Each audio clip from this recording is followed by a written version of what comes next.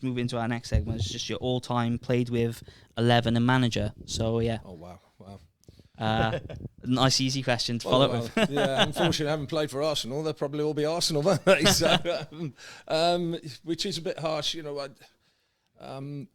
played at every level. I played in every league from what was the conference in those days to the Premier League. But like I say, to been lucky enough to have played at Arsenal, albeit only 12 times, was it? But I was there for 4 years. 2 years of that, I was, the number 2. I then got injured trying to get away, and it took me 2 years to get away. And it was the Bosman rule that helped me sort of move and go to Gillingham in the end. But in terms of players I've played with, goalie, I think I've already said, my number 1. We called him Goalie, Dave Seaman. He was immense. Great big hands. Just pluck a ball out the top corner, not a problem. And the second nicest guy I've ever known in football, right, after Bob Wilson. Bob Wilson, the coach, was the nicest guy, and goalie was just lovely guy, and just proud and to have been lucky enough to work with him for those years.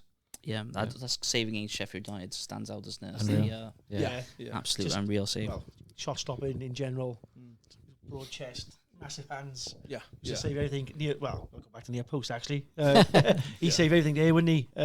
Close range. Yeah, watching Arsenal as a kid growing up, he was definitely world class in my opinion. World class hair as well, to be fair.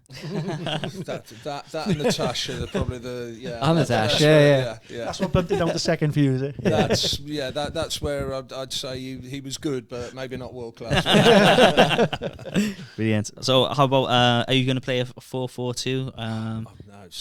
Let's go 4-3-3. 4-3-3. Okay, yeah. Mix up a bit. Controversial, but how about your back 4? Back 4, right back, tough one. Some good lads. Sort of at Gillingham, Mark Patterson, great player. Ex-Derby. Just again hard side. I tell a story.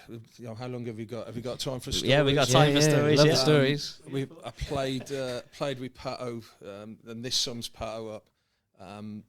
We played Millwall at Priestfield, so they called it the A2 Derby, and there was Millwall don't like anyone, do they? But there's a thing with Gillingham. They're fairly close, and a few things between the clubs. So we're playing this game, and they got a decent team. Neil Harris was up front. Was it Mark Eiffel? I can't remember.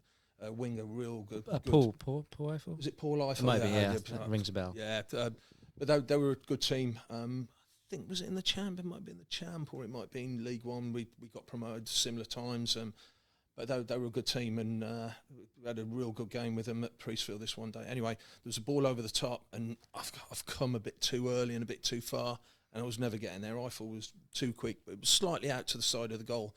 And he's tried to chip me, so I must have been like 15, 16 yards out. I've just got fingertips on it, but the ball's rolling back towards the goal. So I'm going back towards the goal.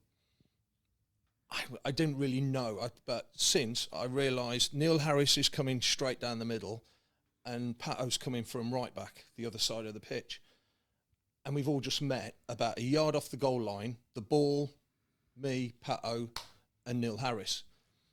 The next thing I remember, I'm in the corner of the goal on the right-hand side, and I've heard something's hit me, or I've hit something. So I'm just feeling my knee. So physio comes on. It's the Millwall physio. Straight away, that's strange. Where's George, our physio? So anyway, like, are you okay? Yeah, I'm okay. I turn round. Pato is in the other side of the other corner of the goal, just having a splint put on his leg. It's obviously bad. I've obviously, like, me and him have collided like that. So I look around, and it's one of those, like, brilliant, kept it out, unbelievable, fantastic commitment, the two of you, right, great. So Pato's there, having the splint put on. He sees me, he's like, Vince, calling me over. I'm thinking, he knows that, like, it must be me that's, like, broke his leg, and he's going to have a go at me. So he's held his hand out, and he's grabbed my hand, and he's going, did it go in? I just went, oh, you hero. That summed him up. Great lad. Brilliant, yeah. Good player. But I'm not going to pick him. I'm going to go for Lee Dixon. Top player. When you say the best I've ever played, he's the best right back probably I've ever played with. Yeah. Like I say, that's harsh on a couple of others. Do you think he's slightly not underrated? Is the wrong word, but not talked about enough as a top right back of Premier League and league football league era? With England, you've got Gary Neville. Similar players, maybe. Yeah. You know what? Again, going back, I was a West Brom fan, and I idolised Derek Statham, the best left back I've ever seen. Just an absolute Rolls Royce of a player. But he never played for England because you got Kenny Sampson ahead of him, and it was like harsh. Yeah. But it was almost Kenny Sampson must have been some player because he kept Derek Statham out of the England team for years. And probably similar with Dicko and Gary Neville, or maybe I don't know, because Gary Neville's a similar type player. I don't think. I think you could have the attributes are similar. Defensively sound, both happy to get forward, both got great engines. And Dicko had quality. Could put a good ball in the box. Yeah. Probably unlucky that he didn't get more caps for England. Mm-hmm. Centre backs now then? Any centre backs? Two lined up? Well, again, I'm going to be very boring. First one, Tony Adams. You talk about a leader. He was a leader. He was Mr. Arsenal. Had his problems, obviously, well documented, and a lot of that was around the time I was there. Some of it was before, but no, just an absolute legend. You talk about legends. Just full respect. Not just him, but as a person. I remember going in my first day or the first game. And I think it was his testimonial actually that day, or we played Crystal Palace at Highbury, my first ever time there. My now missus, she was my girlfriend at the time. He was there with his sisters and his family. And, come on, and they just took her. So everything about him. He was a captain. He was the club captain. He was a leader. He's everything that you want. You want a leader. He was it, and he did it for England and for Arsenal. He was Mr. Arsenal, wasn't he? He was Mr. Arsenal, yeah. Top player. Who's alongside him? I'm going to go a bit personal on this one. You might not even know the name. A guy called Alistair Robertson. Played for West Brom. Again, like I say, I was a season ticket holder as a kid at West Brom. And then my first club, Wolves, I've just signed for the club. We signed Ali Robertson from West Brom, and I'm in the dress, and they say never meet your heroes, but he was just another, similar to Tony, a leader, a proper guy, proper hard man as well, proper hard centre half, put his head where it hurts, and he was coming to it's his latter years, but just like I say. A hero, and to be in the same dressing room and to have played with him, I'm going to go with Robbo. And again, I've got good mates. A guy, Mark Morris, a good friend of mine, moved to Bournemouth. Literally, we signed the same day at Bournemouth. He was ex Sheffield United, Wimbledon, Watford, and again, got to probably say he called himself an average player. He was just a great lad, and probably taught me a lot of things off the pitch as well as on it. Not all good, I have to say. Just a great guy, fearless.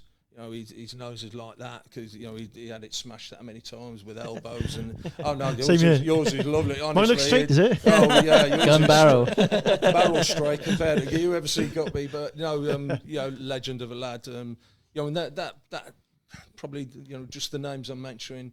They're not these nice fancy ball playing centre halves nowadays. They're proper centre halves in proper times, shall I say? Yeah. I told you I was old school, didn't I? Yeah, that's good. And he's playing at left back in your. Oh, crikey, left back. That's a difficult one. Again, you talk about Nigel Winterburn. Another not steady Eddie. He probably didn't get the recognition at Arsenal because of some of the players that are around him, the flair, just a top player. Someone like Andy Thompson at Wolves again. I played for Wolves at Chorley in the FA Cup. I was a young lad, and I was thrown in the deep end, and we lost at Chorley. It was the lowest Wolves ever got. Lower than anything. They were nearly out of existence. And I remember Graham Turner, the manager, he came on the coach after the game, and he said, "Lads, don't worry, this club's on the up tomorrow. We're signing 2 players." And Andy Thompson was one of those players. Left back, long throw, another great character, and saw Wolves through the 4th division, 3rd division, into the Championship, and they're in the Premier League now because of the likes of Tomo and Ali Robertson, Robbie Dennis, and people like that. And I might mention another name later on. But just to be different, let's go Tomo. Okay, was you at what about Ashley Cole? Was you at the Arsenal around the same time as him? I didn't think I was. And then the joys of social media, about 6 months ago, someone posted on Facebook a reserve team sheet from Highbury from an Arsenal reserve game, and I'm in the team, and at number 3 was a very young Ashley Cole, so he must have been in the youth. I think he was in the youth team. Clearly didn't stand out that game. Is it? Obviously not to me. Who's that? Ashley who? I think he mentioned that he played with me in one game. Yeah. Again, Arsenal had a lot of talent coming through, so a lot of good young kids. He was probably like 15, 16, was he? Something like that. Yeah. Okay. Into midfield. So you're 3 in midfield. Who's your midfield 3? Well, let's start right side. Let's go Ray Parlour. Ray Parlour, yeah. Seems like a character. Great character. Some stories with Ray. While we're there after, I've done trips, with the PFA and Masters football and stuff like that with Ray. He's just, he's everything he is. You see him on the telly, you see him on his social media pages, his Jaeger bomb. He's a bit over the top with some of it, but that's just what he is. He loves life and still in great shape though, isn't he, as well? Oh yeah, and that's the bit I don't think people realise. He was fit. He could run all day. He was a machine. Dicko was probably the same, and his energy up and down. You look at the players now, and probably the one criticism, and again, myself, I'd struggle to play nowadays because of the professionalism. I love playing, but I loved like relaxing after a game. I loved going out on a Saturday night with the wife or the lads or whatever. Nowadays I don't think they can relax in the same way.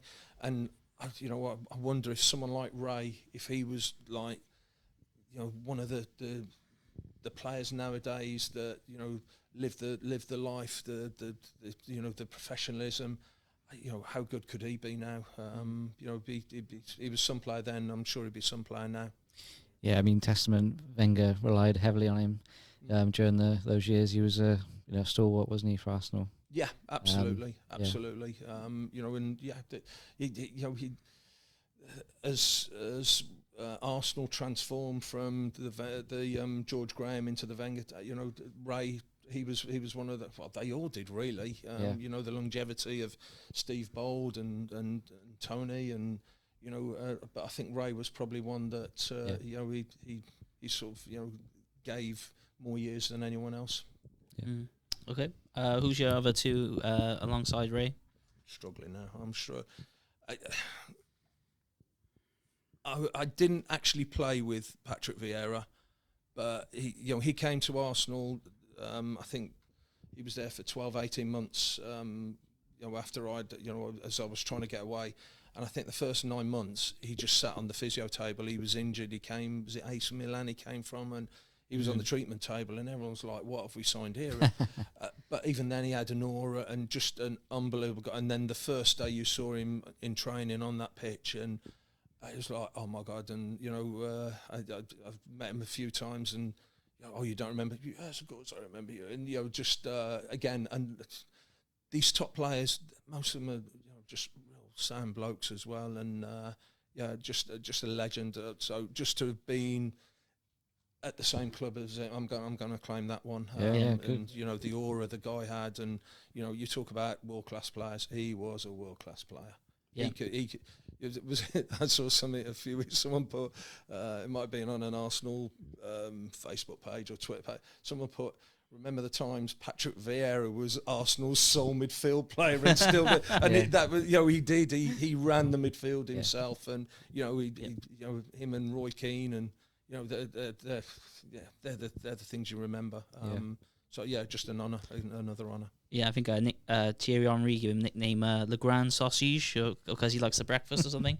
I mean, that was the rumour going around. I saw his highlights reel actually yesterday, Patrick, and he scored some cracking goals as well, didn't he? Yeah. On top of the defensive midfield duties there. But world class to me, definitely. He had everything. Better than Keane. Everything. Yeah. Oh, you're going to on the left side. Yeah. There's a few to choose from, isn't there? You looking for a left foot there, or are you not bothered? I'm just trying to think of someone different rather than being obvious or, Mark Overmars, would you put him in there? Or he's probably more of a forward. Manu Petit, Stefan Schwartz, great lad, strong. I'm not sure.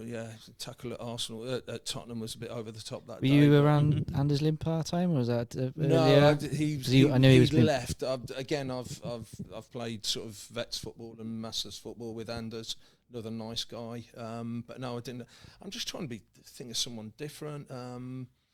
How fast was Mark Overmars? I think they called him the Roadrunner, didn't he? At Wednesday. Yeah, I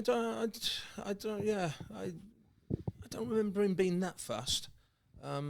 Again, I think you might mention the FA Cup tie Gillingham had, but Pires and Henry, they were the ones that you went, oh wow, they're quick. Was that the 5? The 5-2, yeah. I watched the highlights of that. Yeah.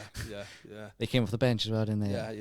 You want to talk about it now, or do you want to talk about like? Let's go with your left midfielder first. Yeah, but no, I don't remember him being that quick, but he was just quick feet. With little legs, they just seem to go quick. But yeah, he's, again, striking. You say, oh, can we stay? Extra shooting. I do shooting with Dennis Bergkamp and Mark Overmars, and it's I'm like, what am I doing here? Sort of thing. It's but that was it. The good players they wanted to practice it. I feel like being disrespectful to like Gillingham lads that some great players. Paul Smith, the club captain at Gillingham, Andy Hessenthaler. I was going to mention him. Yeah, he was pivotal Hesse, around that time. Yeah, Wasn't he? Again, you talk about a leader. Hesse was manager, but he was a leader. He was the leader on the pitch, not because of the voice, but just what he'd make a challenge. He'd run 50 yards and clatter someone or win the ball back, and he'd just set the team in motion. Smudger, Paul Smith, He'd say to me, am I just an average player? He was great. Again, people say who's the best player you've ever played with, and it's not fair to say that because Arsenal won't win anything with 11 Dennis Bergkamps. You need a Tony Adams, you need a Ray Parlour, you need an Ian Wright. So you need,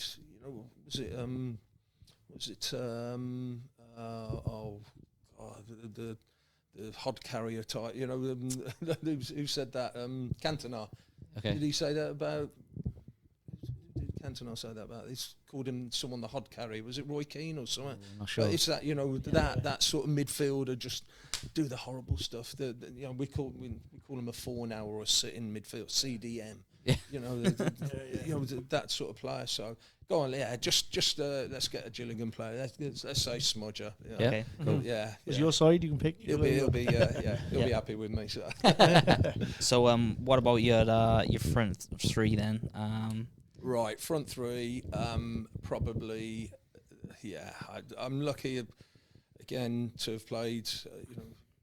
Like Gills, Bob Taylor, Carlos Saba.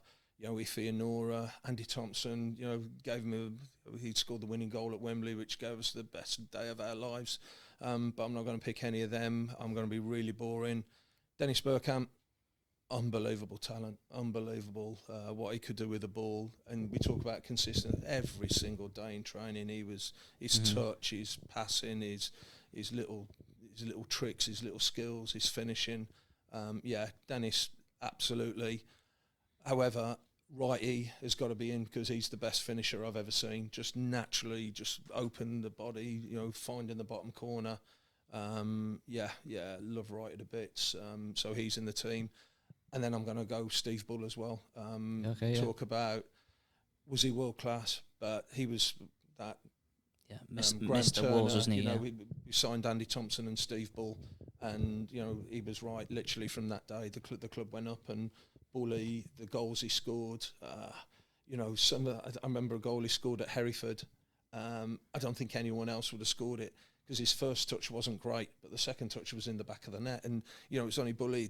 The ball came to him, it sort of slid off his thigh, and before the centre half knew it, he's turned and he struck it from 30 yards into the top corner. And that's what he was. He was just a machine. He just ran. You try to bully him, and he'd take it. He'd give it back. So I think that'd be a decent front three. Yeah, it would. Yeah. So no Thierry Henry then. I didn't actually play with Thierry Henry, so you didn't play. Right, okay, all right. There you off that. The rest of it, I either played with or I was at least at the club with. But Henry, no, I wasn't there. He came in a bit after you. He came after me. Yeah. And the manager. Who are you gonna? It sound like they need a manager, mind some of those players, but it's good. That's a good 11 there. Got to be said. Again, I'm lucky to Brian Little gave me my debut at Wolves. Graham Turner, what he did for Wolves. Harry Redknapp signed me at Bournemouth, and giving him a big break. George Graham, legendary. The back four, seeing what he did with the back four day in, day out, week in, week out. Setting the basis then for Arsène Wenger to come in and tweak and I still to this day, Wenger's had the attacking nous and those wonderful attacking players, but it was still George Graham's back five that set the base for it.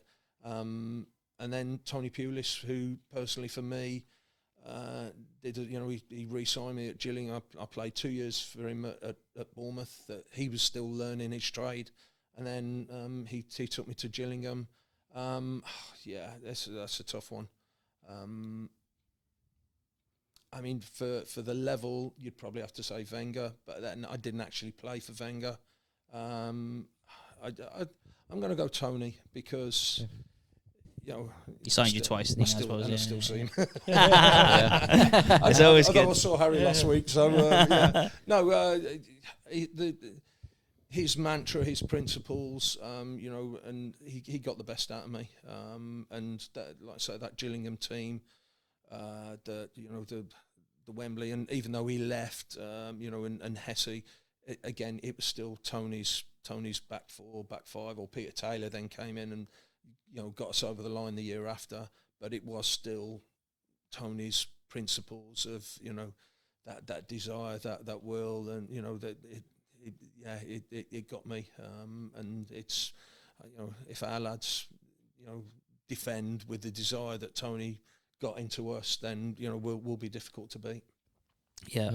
Speaking of Tony Pulis, obviously he did a great job for Stoke and also for Crystal Palace as well. He's not currently in work, is he? Tony Pulis? Not as far as I know, no. I think he's enjoying the media. He does a bit of Five Live, the commentary and that, and seems to be enjoying himself. Do you think he's a victim of this kind of mentality of play out from the back and pretty football? Because he's done a fantastic job wherever he's gone. Yeah. Surprised the Premier League club haven't come in for him. Yes and no. Yes, because he will, keep a club up. He will instill the ethos, but unfortunately, that type of manager, the older, defence first, shall we say? Big Sam's similar. Mm-hmm. No one wants to go near Big Sam anymore. Yeah, so much experience, and that's probably where someone like Sean Dyche is the same mantra. Whether he's just that bit younger and a bit sort of fresher. He's not as stigmatised yet, but it surprised me. Or has Tony got the, does he really want it? Does he, does he want the hassle? He's probably enjoying what he's doing at the moment, he looks well when I've seen him lately. He's watching his grandson's at Southampton's academy, and I know he watches him a lot, and he's enjoying watching his football and still being around it, but without all the pressure, the pressure and the stress and the vitriol that goes with it. Yeah. Okay. And one of the more fitter managers used to take part in. Don't. Yeah. Don't. Got any? I still shiver over his pre-seasons. You didn't see a ball for 10 days. I live in Bournemouth. The first 3 days of pre-season, so we come back in on the Thursday morning. You do the bleep test, and then we go for a 45-minute road run around the parks and the roads of Bournemouth. Second day you come in and we go for a road run, an hour and a quarter around down the seafront, up the zigzags and up and down and back to the ground. And then the Saturday morning, the third day, we'd get in the car, we'd drive out to Ringwood, just outside Bournemouth, right on the edge of the New Forest, and it'd be an hour and three-quarter, 11.5 mile run around the New Forest, up the sand dunes, down. And the bugger was at the front. All I wanted was, I just needed to keep track of someone, so I knew where we were going. And that sort. And I'd get in. And I wasn't goalkeepers aren't distance runners, but Tony was. Yeah, he was fit as anything. Marathon runner. Yeah. And when we were at Bournemouth, he used to train every day. He'd train with us, and I've seen him kick a few people and have rows and rucks with players. Just because that's what he was. He was a winner, and he used to joke about in the dressing room. His team talks about don't worry about bone on bone. He said if you get stitches, the physio, we got a needle and cotton, we can sew you back up. And that was his, like, come on, you just used to go out absolutely, I wouldn't say you'd die for him, but you wanted to win for him. Or you wanted to win for yourself, but because he got you fired up for it. Was he still playing when he joined Bournemouth first off? He was when I moved down there. He was assistant manager, but he was he was a signed player, but he wasn't. Okay. It was one of those. Yeah, you hoped you didn't need him. Okay. And I don't mean in the bad way, just age. Age. Body. He didn't really want it. He didn't want to be playing, but he was there as cover if we needed it. Okay. I remember we went to the end of the one season. We had a tour to Africa. We went to Africa. Unbelievable trip. Uganda, Tanzania, and Kenya, and we played 5 games. Played 3 in Uganda. So we get over there, and Kampala, the capital, it's at altitude. I don't know, it's about 3,000 metres above sea or something like that. So play the first game against this Ugandan, not the national team, just the local team. And Tony names himself in the team for the first game. We get beat 3-0. He doesn't then play another game since. He thought it was going to be a little stroll and a tap around. Like the ball's flying because of the altitude. I've come for a cross and it missed it. And Tony's like thinking, he'll get the ball and he'll knock it around. And you got these Ugandan players running around. He didn't play the second, third. We ended up winning the tournament. But I think that was interesting. He didn't want to play anymore, shall we say? So. Don't hear about many tours to Africa these days, do you? Well, you didn't hear many tours to Africa then. We were guinea pigs. They wanted a Premier League team to go, but no Premier League team would go. I think they might have offered us, £500 to go, and Bournemouth needed the money at the time. So don't get me wrong, it was unbelievable. It was the best tour I've ever been on. I never want to go back. I saw some sights. You just appreciate everything you've got. But what a trip! Great stuff. So out of the 11 you've selected here for your side, any world class players? Would you give them world class status? Bergkamp. Yeah. He gets on everything, doesn't he? Yeah. In the Rome, and again, it's I think you can be world class at your own sort of style or your own level. Tony Adams was world class at what he did, but was he world class in comparison to Maldini or Baresi or I don't know. To me, I don't really care. They were just good players. Yeah.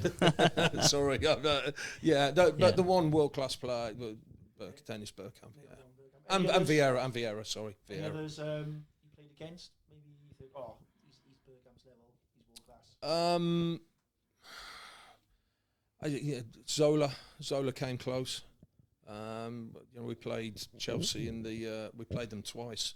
We played them in the FA Cup quarter-final at Stamford Bridge. Gillingham could get quarter-final of the FA Cup, and then we get Chelsea at Stamford Bridge, and it was. He was a good player. I played in veterans football. Went to Dubai with. It was one of these vets tournaments, and Di Canio was playing for. I don't know, was it a PFA team or something? I tell you what, I'm glad I didn't play against him. And when he was a proper player, he hit this shot, and it hit one post, hit the other, and went in, and everyone just I was like, wow, what was it? He must have been some player. It was one of those. I'm glad I didn't play against him, but Zola was superb. You mentioned earlier, sorry, just to touch on Di Canio, that that you can really name any Italian international players.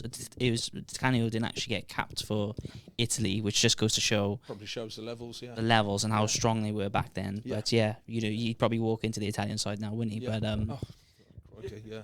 Yeah. But fantastic player. Great. Into your career now.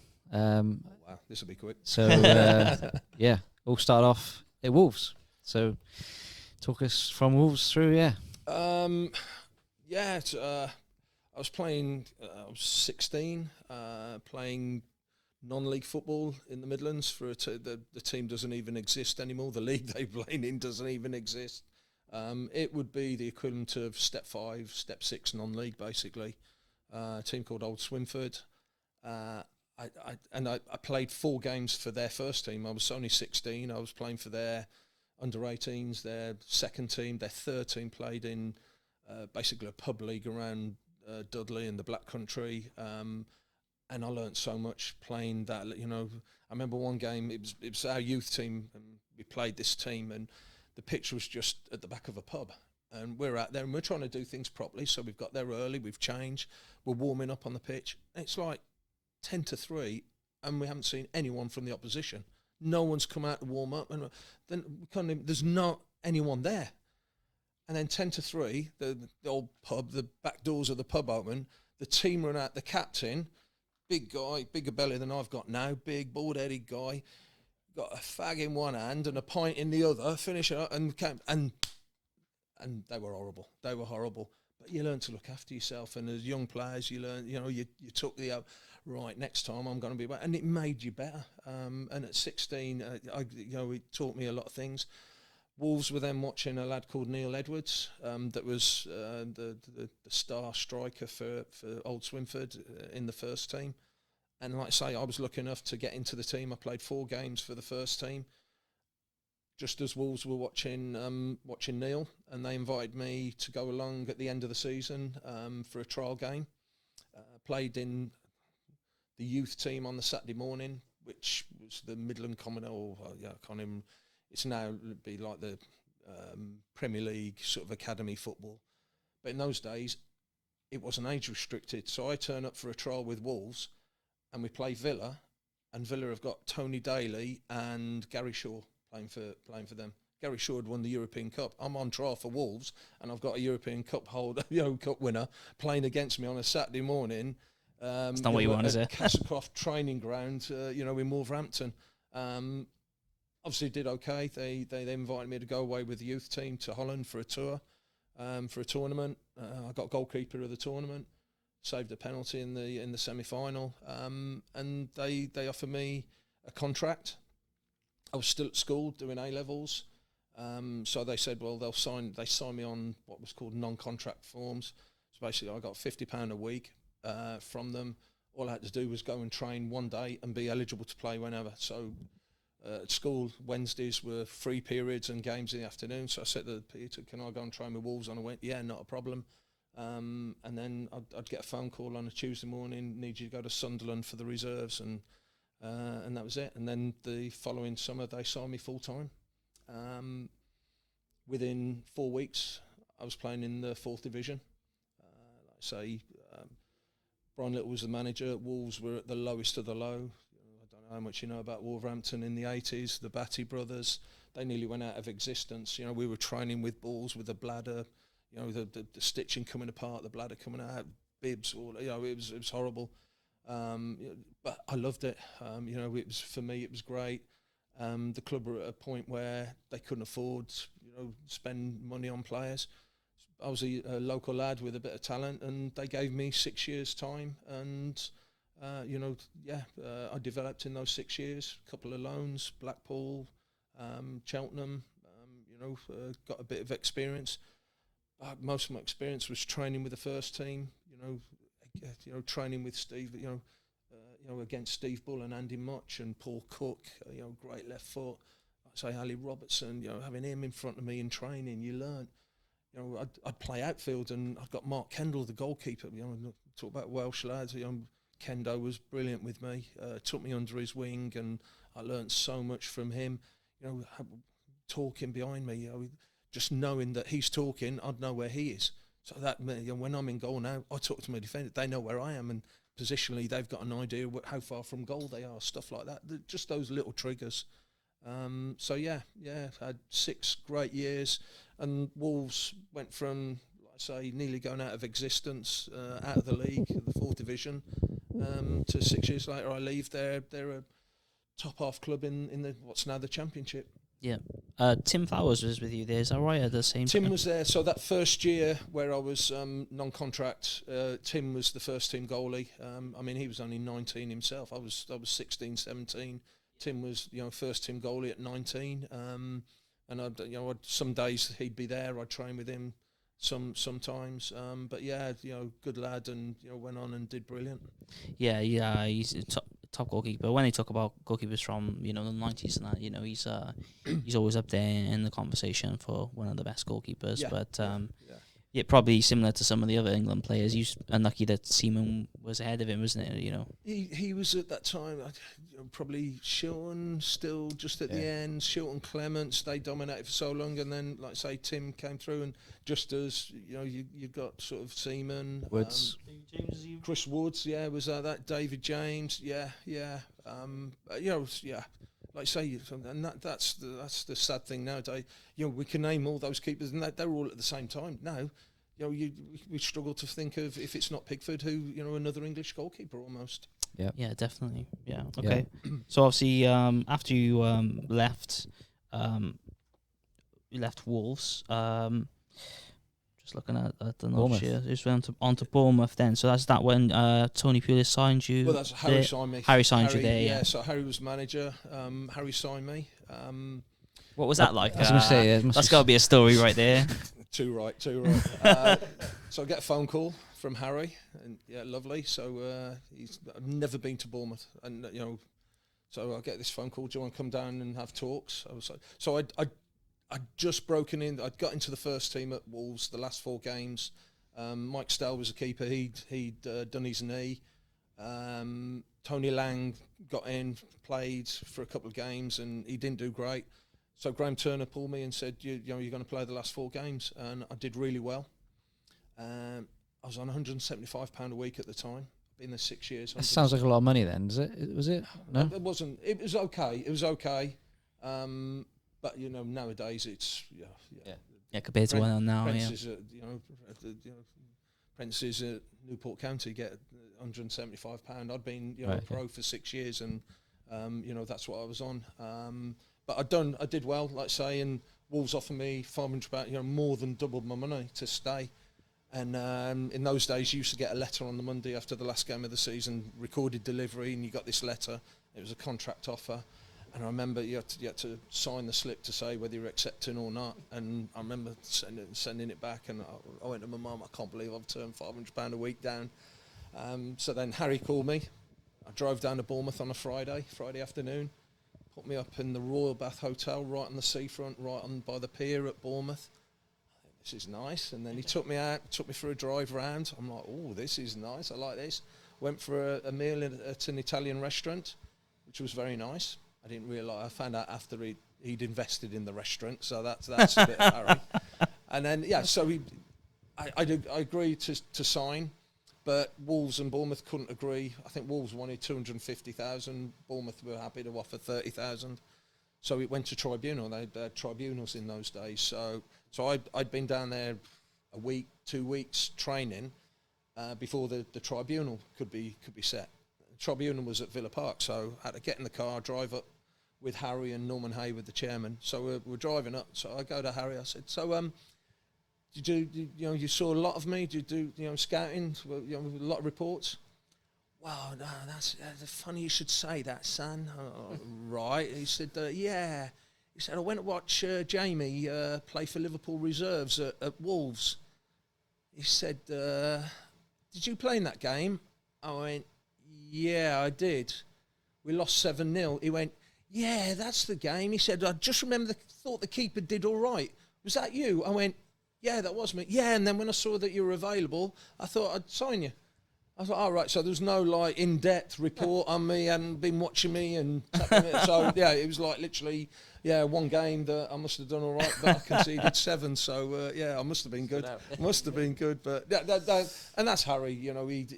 He sees something and he knows or whether he's just lucky, with me.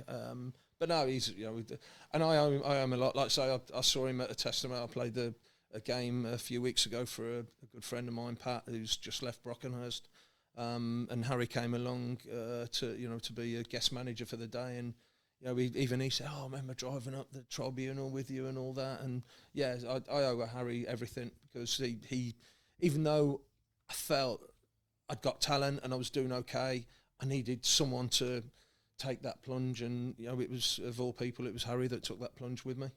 You mentioned the tribunal. Back in those days, obviously, you'd have to argue on how much you were actually worth. So I'd imagine Harry was probably saying, "Oh, he's not that good," when Wolves would be saying, "Oh, he's going to be, future England star, whatever." What was that kind of like? Was it brutal honestly, trying to? Yeah, so I'm going up there. I could be going back with them. I could be going straight home. It's at Villa as well, so it's not like it's even a neutral play. It's in the Midlands. It's 10 minutes from my house. So we go up there, and like you say, you sit there, and Graham Turner, my old manager, who was like an old school type manager that Gaffer, hello, full respect for the guy. "Hello, Vince." Yeah. So I think Wolves then, they went in first, and they sort of give their, we've had him for 6 years, we've coached him, we've developed him, we think we owe compensation with 250,000, and then so they came out, and then they went and sat over there. No one would speak. I'm just sat on my own. Harry's not trying not to be too friendly. They then go in and obviously go, "Well, we need it." Yeah, he let 7 in for against Liverpool. So we'll give him 30 grand for. I can imagine. I don't know. I just imagine that. So, and then I went in, and they sort of asked me from my point, and I said, "Look, Wolves have been great, but I need that next level. I'm not going to be playing if I stay. Mike Stowell's the number 1. I'm only ever going to be a number 2 there. I need to play for." So there's that element, and I think in the end it was 65,000, and they call you all back. We all went into the room and we all sat at the table like this, and someone, where they're from, I had no idea who they were, and they just went, "We have set the fee at 65,000. And Harry, it was a bit like Dragon's Den. Harry and Norman went and they had a chat at the back of the room. I was like, 60, that's a bargain. What are you doing?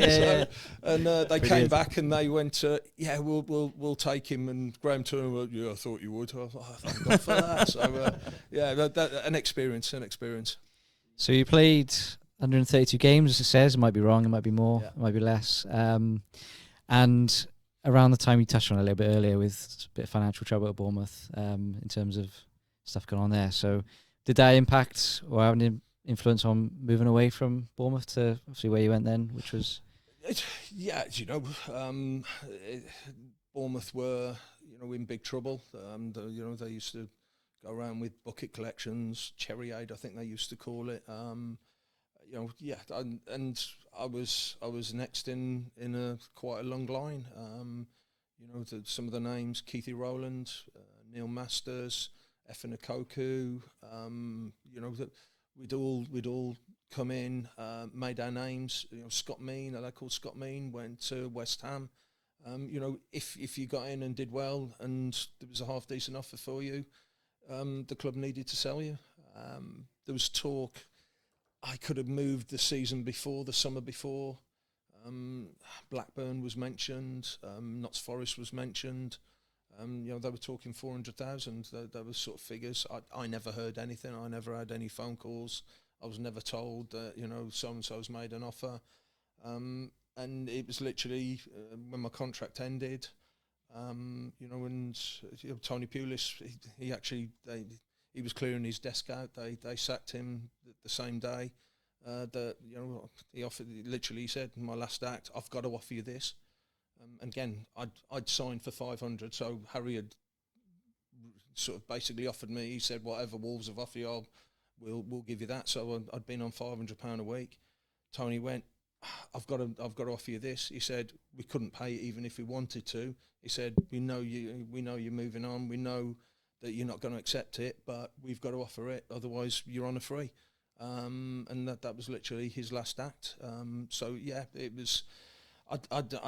I'd learnt, you know, I'd put a lot into practice, and I felt I wanted not the challenge, but you know, I wanted to be, and again, not around better players, but you know, I wanted another level, and let's see where we could go. Yeah, and you went to Arsenal. Yeah. A bit of another story. Nearly went to Leicester. Yeah. Okay. Brian Little was at Leicester. Obviously, Brian Little had made my debut at Wolves. He wanted to sign me. Went to Leicester.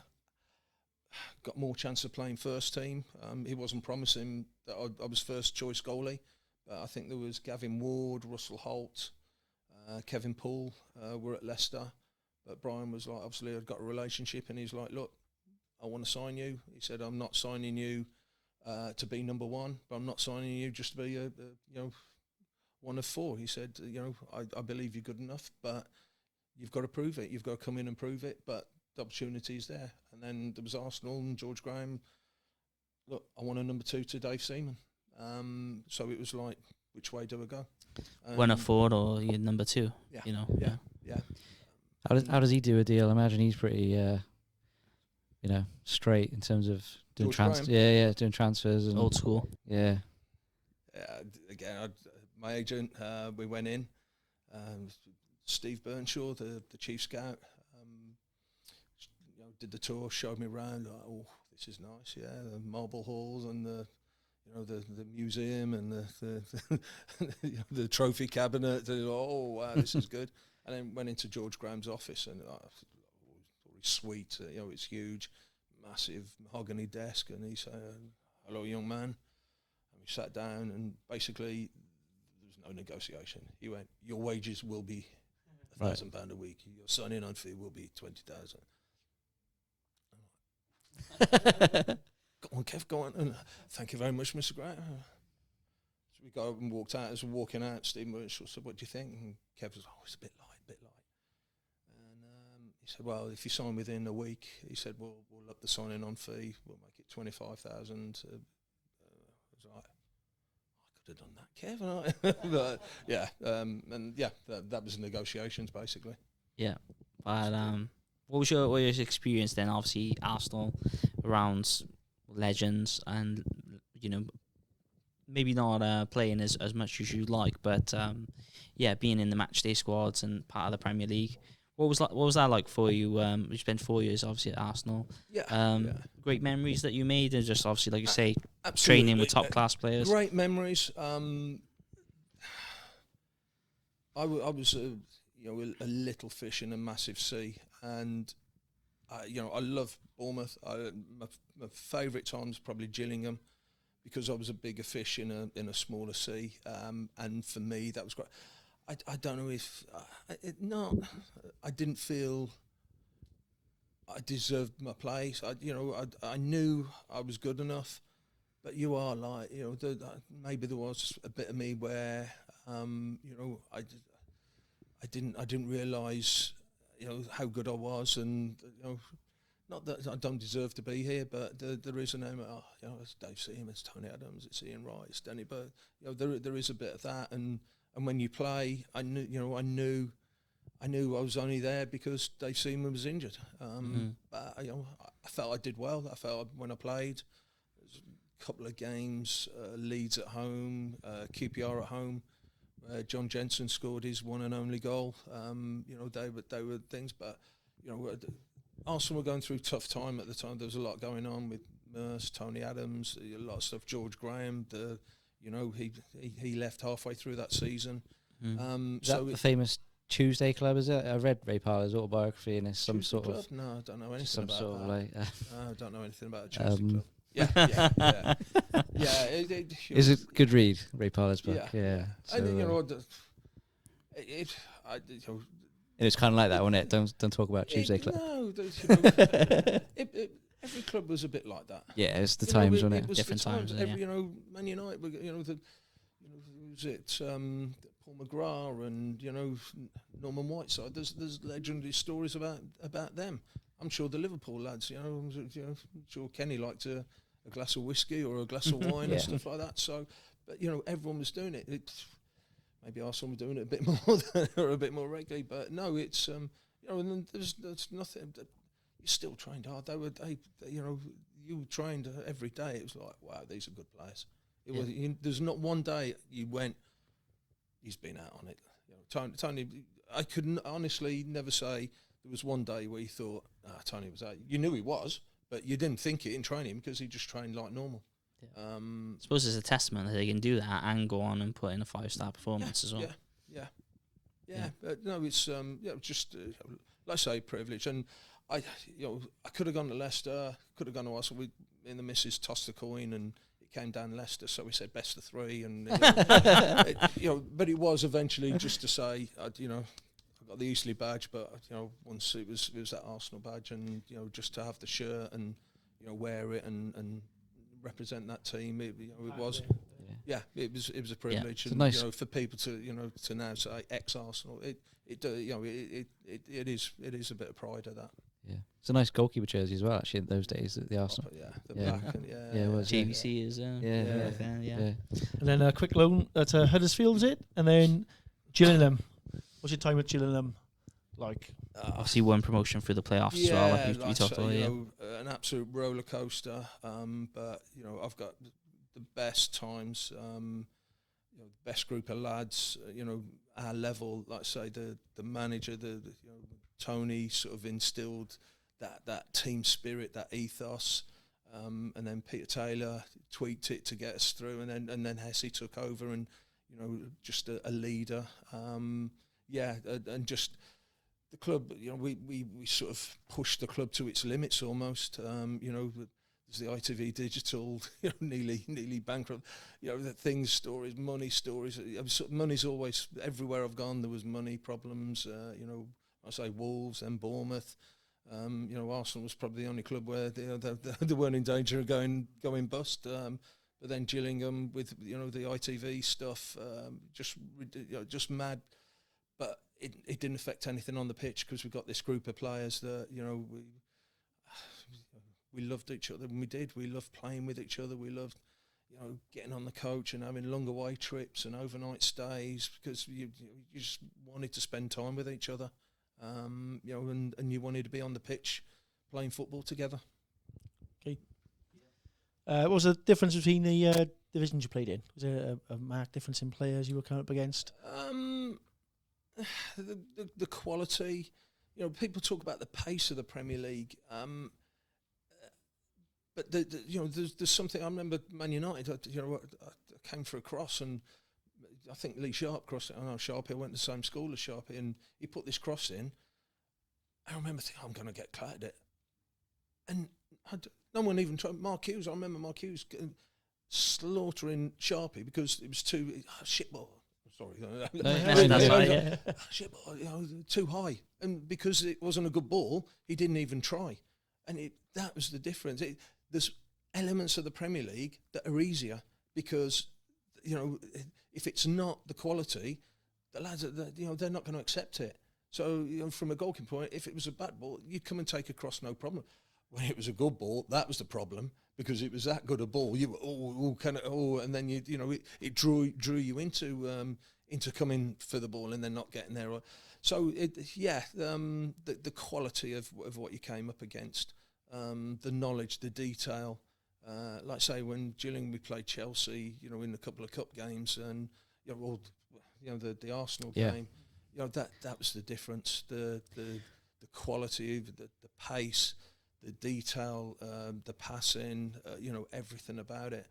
Lower down, the lads were probably just as fit, just as quick, and some probably more physical. I remember playing Cheltenham as a young kid, went on loan from Wolves to Cheltenham, and we played Gateshead and turned up. Every single one was 6'3", 6'4". It was like, it came off like bloody nose and elbows. And I remember thinking, I don't want to play in this league. I don't want to play. I want to be better than this, because it was horrible. It was physical and horrible. So yeah, it's probably easier in some ways, but harder in other ways. Just to touch on the game you mentioned again there, what was it like for you personally going back to Highbury, playing in that game for Gillingham? It was great. So we'd been to Chelsea the year before in the quarter final, and then we drew Arsenal away at Highbury. I think it was the fourth round, and so the lads were we'd experienced Chelsea, and then going to Arsenal, and we'd got Paul Shaw, Ty Gooden, and myself had all been at Arsenal, and we knew what to expect. It was the faces on the rest of the team that like I mentioned Paul Smith earlier, Barry Ashby. Wow, it was the first time they'd been in the marble halls, and then we finished the game, and I remember I came out in the dressing room, and they'd got the tight, narrow corridor, and Smudge and Ash were talking to this guy in an Arsenal blazer and shirt, and so I walked over and went, "Mr. Dean, hello." I saw Smudge's face, and he didn't realise he was talking to David Dean, like, the top guys that are. Yeah. He said, "I'm talking to this guy." He said, "He's so nice, and he's complimenting us about the game." And that epitomised it. It is, they say once a Gooner, always a Gooner, but everything about that club to me is class. Even now, last year, I rang, got me some tickets to take my boys to see the FA Cup game against Liverpool. And it's me. That I'm not Thierry Henry, I'm not Vieira. But they are. It's a class club, and everything. Like I say, that even makes me more proud that I pulled that shirt on once. But yeah, when that game was just unbelievable. 2-2 with 75 minutes on the clock, and we thought, we got a chance of a replay. And then you look over, and Thierry Henry and Robert Pires come on, and 15 minutes later you've lost 5-2, and you're just like, wow. Some great goals in that game as well. Oh, Ty Gooden scored a brilliant goal. Yeah. Ray Parler scored. I think he got the fourth goal or the third goal. Yeah. Like a volley, hit the post. Just a great occasion. Yeah. Gills fans, they had the whole of the clock end, and they talk about those days now. Obviously they're in League Two now, and they still talk about those days of the height that the club achieved, and it just shows that money's not always everything. Yeah. And did you get a good reception from the Arsenal fans when you went back there? Okay. I don't, it wasn't like a standing ovation, but no, it's and I've always had respect from Arsenal fans. A lot of the like I say the vet stuff I've done. There's always you did a good job for us. But it was fine, and memories going. A lot of it. I'm trying to remember. I didn't get anything thrown at me, so that's always a good thing. Usually Millwall, I got that. So brilliant. Okay. We talked about your transfer, so just going into your time then, a Southampton Academy goalkeeper and development coach. So he was there for 12 and a half years. Yeah. They seem to have a special goal dust, as it were, of bringing through academy players, especially since the takeover in 2006. Around that time, where they had a lot of young players come through: Adam Lallana, Gareth Bale, Walcott, Oxlade-Chamberlain. What was it like just during that time period of all the different coaches there? Was it something that helped develop players, or was it just a particular gifted generation? What would you put it down to? I mean, I went there in 2010. So Prowsey was under 16. Luke Shaw, I think, was under 15 at the time. Callum Chambers, under 16. Who else? Alex Chamberlain. He was under 17, under 18. So he'd just broken into the first team squad. They got a lot of experience, and again, you talk about nowadays. While I was there, EPPP came through and Cat 1 status and all this academy system built up. A lot of these lads came through when Saints were in League One and, going through the tough times and, money issues, and not the perfect world that the academies have now. And they've now got to start what they had then. Les Reed was the technical director or whatever, for want of a better word.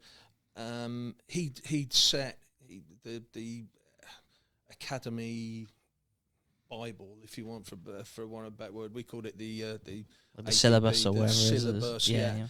The style of play for the academy, right from the under-9s all the way through. He said the under-9s will play this system because by the time they're under 13, these are the patterns that the midfielders will be doing, the strikers will be doing. So there was a theory and a method to everything.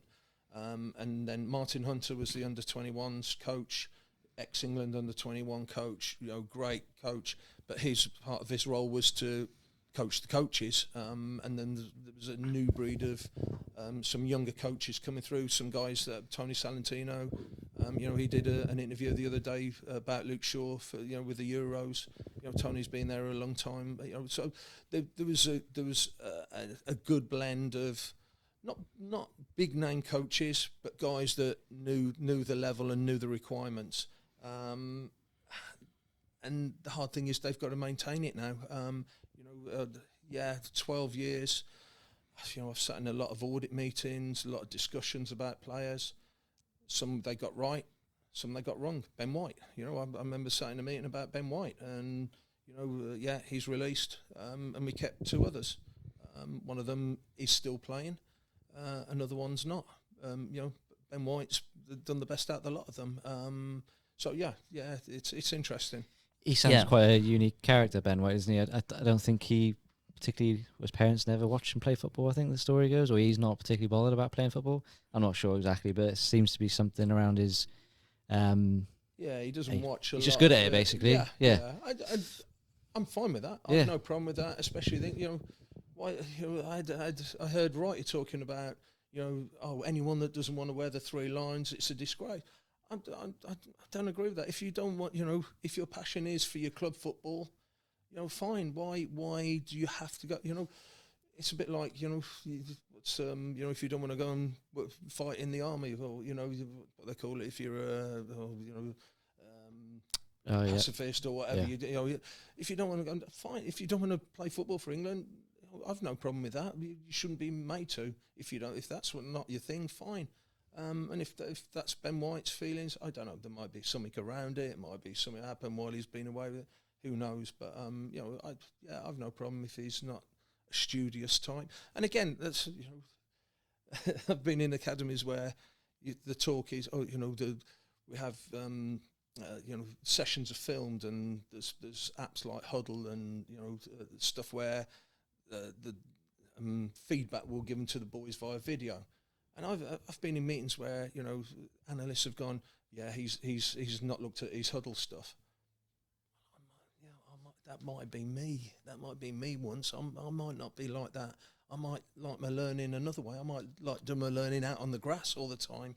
But now you're telling me I can't do as much on the grass. I've got to do more with the laptop now. Now, I get there's modern times and different ways, and there's ways, but not everyone's the same. And, that lad, he's watched 10 hours of video and he's not watched any. Does that mean he's better than him? It might mean that he's got more chance of learning stuff a different way. But be careful that that you're putting them all in the same bracket. Yeah, just a little bit finally to touch on that is like you mentioned, really the end of season discussions when it comes to releasing players or Do you get much of a say if you want to go into for bat for someone and it's like, oh no, I definitely think we don't gotta get rid of him, we need to keep him, or is it more of just like a group consensus? Or certain people. So the decision meetings like that, you would probably have 20 people in a room. It's that many, is it? Yeah. Wow. You'd have the coach, you'd have the lead coach. Again, it depends what sort of level. So someone like an under-16 that you're talking a scholarship offer, you'd probably have the technical director, the academy manager, the under-18s coach, the under-16s coach, the physios, analysts, psychologists, welfare. There'll be everything, every department, because it might be that all the coaches are and then welfare might say, well, you do realise his parents have gone through a divorce and that's been affecting him for the last few. Oh, that's why the last few months he's not been playing. So it's a discussion. Everything is considered. Wow, okay, that much detail. If I felt that badly about a goalkeeper, if I was the head of goalkeeping or the goalkeeping manager, as my title was, I'd like to think that I was in unison with the goalkeeping coach for that age group. That we'd have influence, and then the influence would be with the other coaches. So as a group, we'd have some unity before we went into that meeting.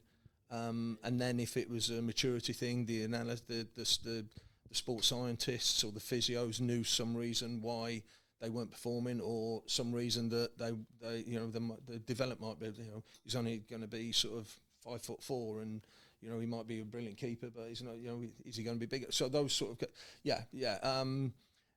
and I think that's right, that not one person has that much influence to make that decision. The only person that ultimately would have that decision is probably someone that was the technical director and the academy manager director. So at Southampton at the time, it's probably Les Reed and Matt Crocker or Matt Hale, whoever's was the top man, and ultimately would make those decisions. Mm-hmm. Okay.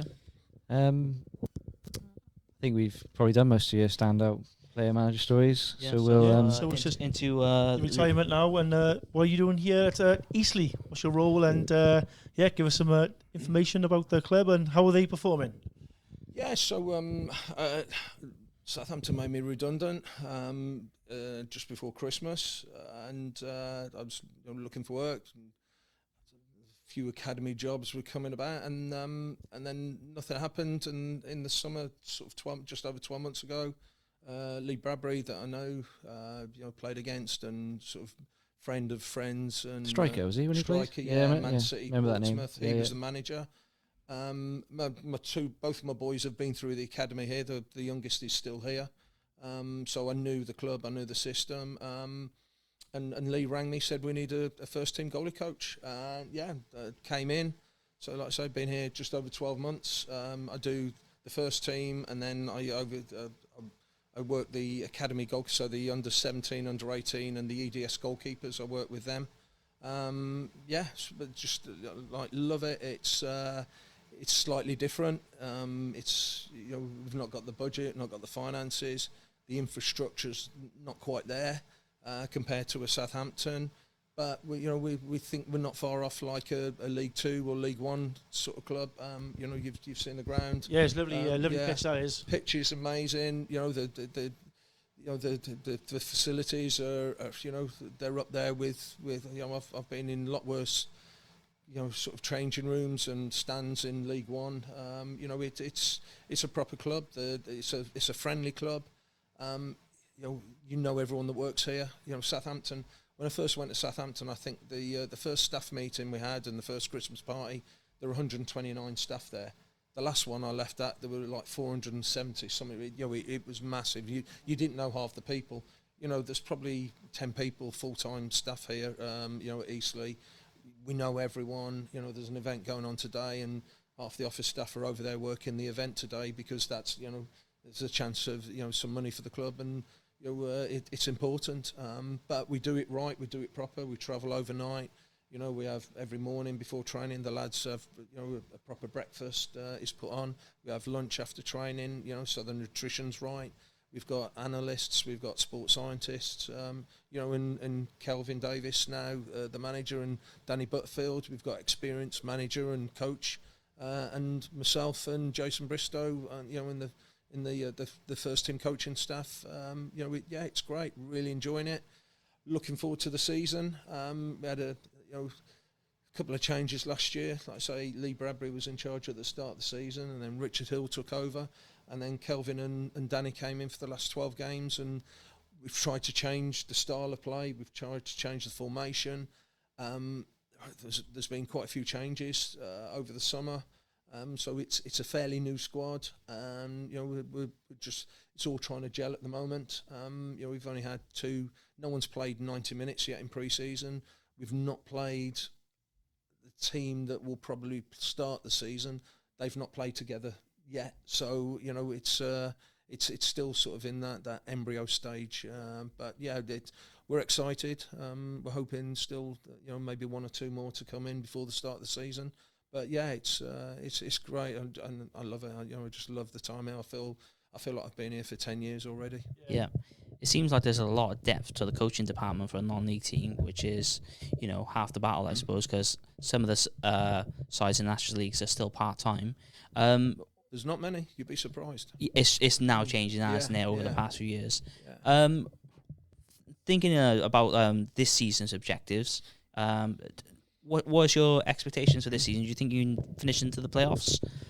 That's the aim. That's the aim. It's not going to be easy. I think, like I said earlier, I think every club in the league's probably got that same aim. But if your expectations just to come 21st out of 22, then there's no point starting the season if that's your aims and expectations.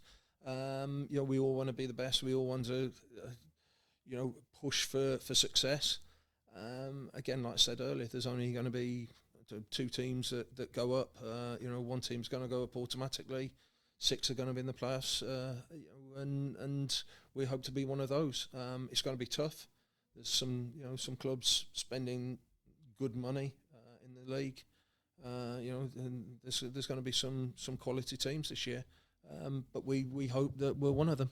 And the gap between the National League and League Two seems to be closing all the time. You've seen a lot of sides that have gone up from the National League, Wrexham being one. You've got Stockport, Notts County went up and did really well. It is a possibility of getting a back-to-back promotion out of the National League, isn't there? There seems to be a higher gap then for League One. But, the gap is closing, and like you say, there's lots more professional teams in the division.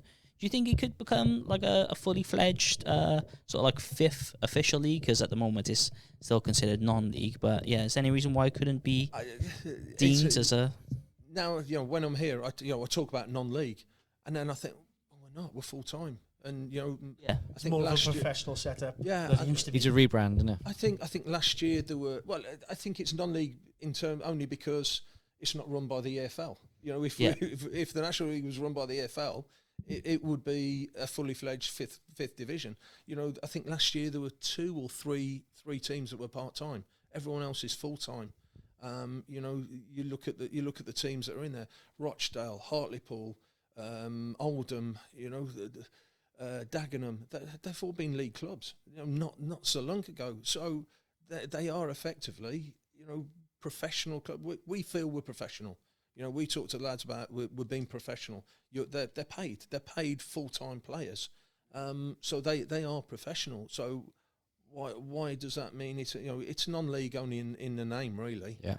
Everything else is the 5th division, and there's teams in the National South that are full-time.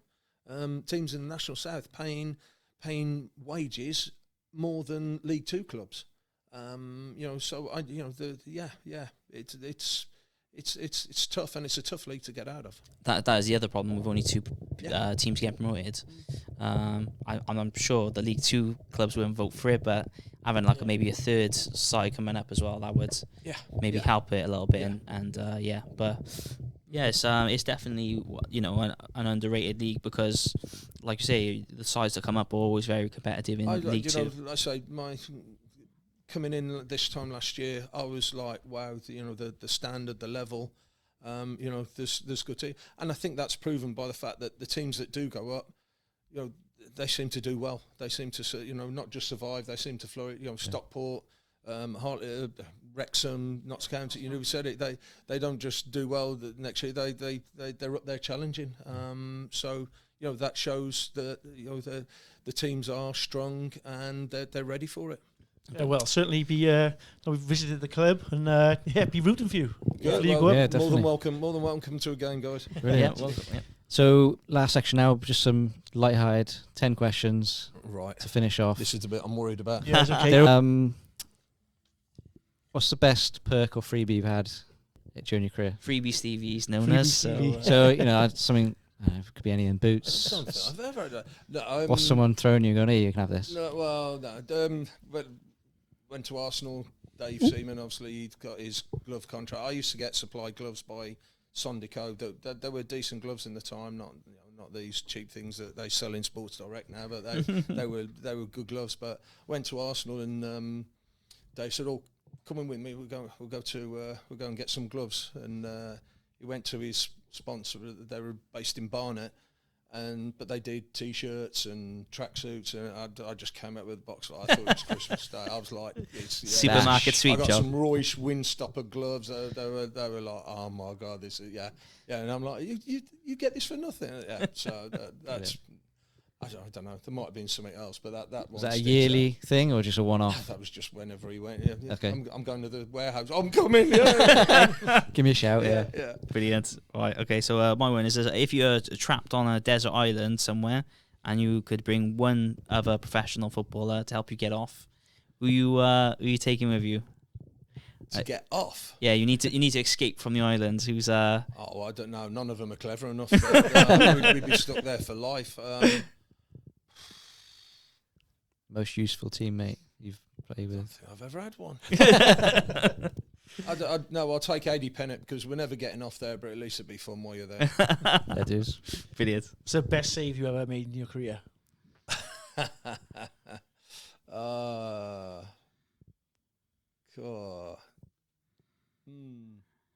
Don't know. That's There's important saves. So there's the Preston game in the playoffs. We were 1-0 up in the second leg at Priestfield, and it wasn't the best I've ever made, but I made a save to it, and that was late on in the game, so it was an important save. There was another one for the Arsenal game. We'd got Bristol Rovers at Priestfield. The original game had been called off, so we already knew that the winner was going to play Arsenal away, so it was like massive. And again, we're 1-0 up, and literally 5 minutes ago, the ball dropped, and the lads hit it, and I made a save. And I remember the chairman coming in and going, "That was a £500,000 save." I got an award Nationwide did for the for the championship the 1 year.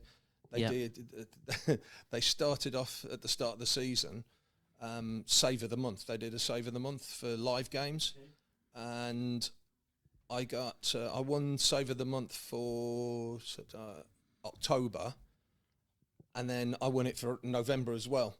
But the save in November, actually, it hit my head. It was against Forest at home, and it went like that. It looks like I've pushed it over into. Actually, hit me on the head and went over. But because I'd won, I was the first person to win it 2 months running.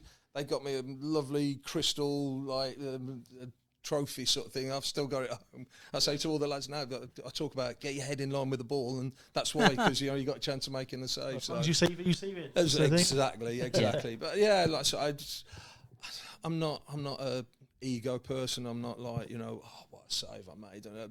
So that I don't know. That's probably me brushing things off. But I'd rather make light-hearted things than other people to decide. Yeah. Similar thread, but what's the best goal you've ever conceded that from memory? That you think, don't mind conceding that. I can think of a few I didn't want to concede. Man City comes to mind. Again, let's make a little story about one. We played Bolton at Gillingham. one of the Icelandic players who.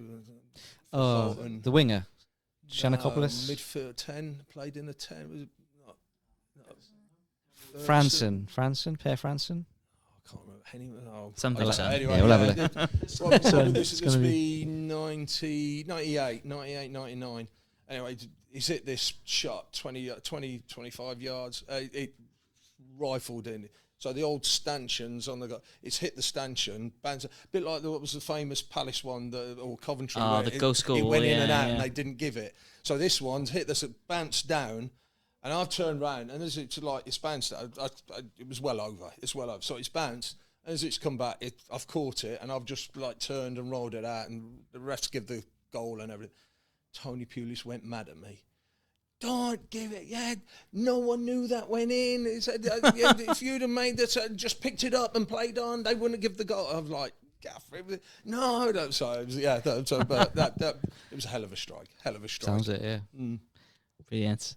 So I suppose what's your proudest moment as football? Would it be maybe signing for Arsenal or the playoff final? What was the? See, I'm the worst for these type of questions because I can't commit to one thing. Goalkeeper. It's a tough question. Putting that shirt on for Arsenal, running out, clock end end at Wembley. Even the City game, being part of one of the most memorable events. Especially now what City have done. I did a piece. The ITV X did a thing and. I did a bit for the programme. They're still talking about it 25 years on. So to be part of that, just to be a part of, Gills fans call us legends because of what we did at Gillingham. It's, the legend, you're one of the legends, and to be a part of that team, they're all just proud of everything. If you want me to commit to something, I'd say it's being a professional goalkeeper for 19 seasons, the longevity of it, the put it on paper. It might it might not all be top clubs, but to me, that's the thing I'm proudest of. Great. Did you ever receive a red card, and did you deserve it? No, never got a red. Never got a red. Okay. I think I probably only got 5 yellows in my whole career. I can remember most of them. But yeah, I never got a red. Okay, it's good for the keeper. Slightly different times as well. You could get away with a couple of things. But yeah, I never got a red. Mm-hmm. And then who's the GOAT keeper? Seaman. Okay. Oh yeah, let's graceful time. Yeah. Let's go somewhere else. Buffon. Again, longevity, what he's done, clubs he's played.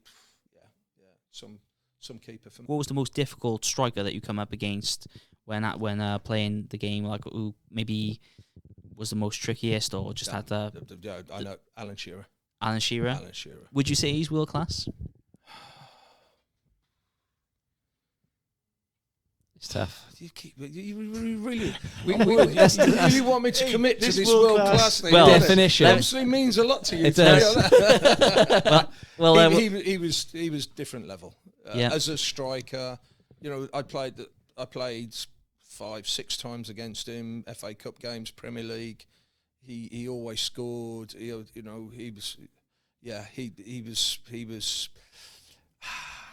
was a proper English centre forward, and I don't mean that in a horrible way. He was he was proper. And what I will say, if he's world class or not, if Harry Kane's even close to being world class, Alan Shearer's way ahead of him. For me. Yeah. Go on. We've asked about 7 or 8 people, and no one's committed to Alan Shearer being world class yet. So the best we've got is world class goal scorer, but not a world class player. I nearly said that. I nearly said world class finisher. Yeah.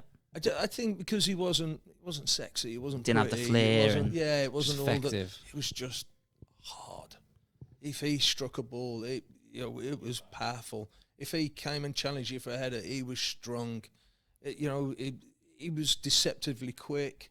It just wasn't. It wasn't Ronaldo. It wasn't.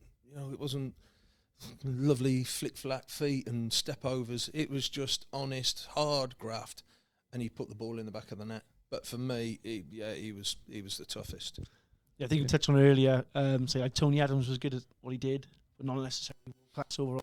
Maybe that's what people think with Alan. I think so.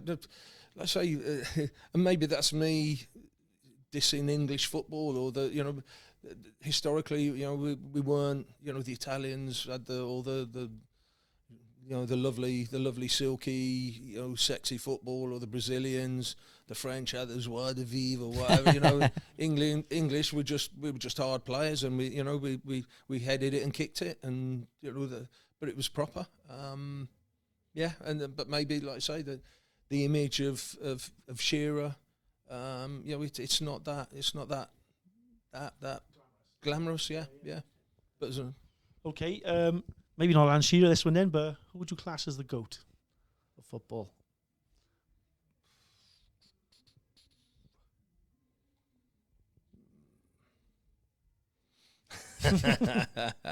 Let's stick with the thing. I'm going to go back to my roots. I'm going to go Cyril Regis for me. I remember, being lucky enough to go to a game that they did the match ball or something. And Cyril and Laurie Cunningham came out the dresser, came to meet us after. I was on about that bit. In total awe. So for me, even now I see a picture of him in the West Brom kit. That takes me back to a young boy. Brilliant. So for me, that'd be for me. Probably again, not the best player the world's ever seen, but for me, he was the greatest at what he did, especially for West Brom. Brilliant. Okay, well, thank you, Vince, for coming on, and we appreciate you giving us your time. So we just want to be respectful of it. And thanks everyone for watching. Don't forget to like and subscribe to the channel. And if you want to get involved in the debate, drop a comment in the comment section. That's it for this, guys, and have a world-class weekend.